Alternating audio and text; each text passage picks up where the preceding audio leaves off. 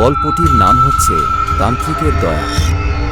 ভগলপুর নামে এক শান্তিপূর্ণ গ্রাম ছিল, যেখানে সবাই একে অপরকে জানত এবং একে অপরের সাহায্যে বাঁচত। কিন্তু একদিন গ্রামে তীব্র খরা এসে পড়ল। চাষিরা জমিতে কোনো ফসল ফলাতে পারছিল না, আর পুকুরেও পানি প্রায় শুকিয়ে গিয়েছিল।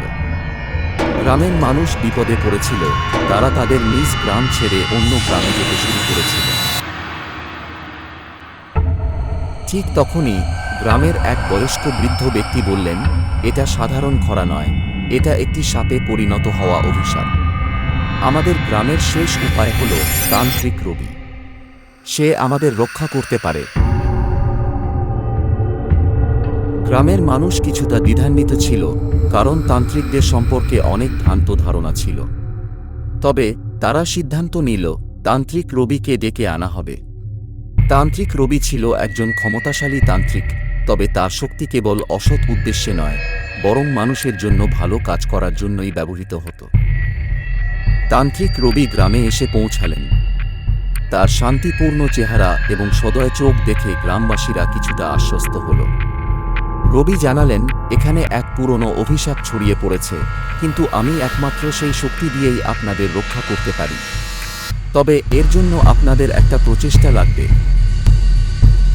রবি তাদের জানালেন, অভিশাপ কাটানোর জন্য গ্রামের মানুষের সম্মিলিত হবার দরকার এবং তাদের নিজ নিজ জমিতে কিছু তন্ত্রমন্ত্র প্রয়োগ করা হবে। রবি গ্রামের কৃষকদের শিখিয়েছিলেন কিভাবে তাদের জমিতে সঠিকভাবে প্রাকৃতিক শক্তি ব্যবহার করতে হবে। তিনি চাষিদের প্রতি এক দান পদ্ধতি নিয়ে এসে বললেন, আপনারা যদি ভালো মনে কৃষিকাজ করেন, তবে প্রকৃতি আপনাদের উপকারে আসবে।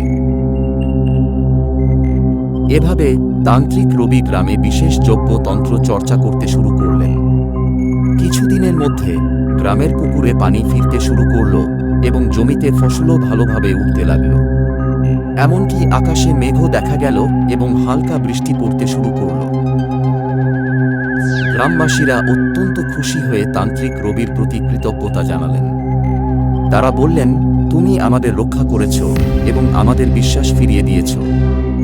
তান্ত্রিক রবি হেসে বললেন, আমি শুধু আপনাদের শক্তি প্রকাশ করতে সাহায্য করেছি, প্রকৃত শক্তি আপনারাই। আপনি যদি একে অপরকে সহায়তা করেন এবং প্রকৃতির প্রতি শ্রদ্ধাশীল হন, তাহলে কোনো অভিশাপ আপনাদের স্পর্শ করতে পারবে না।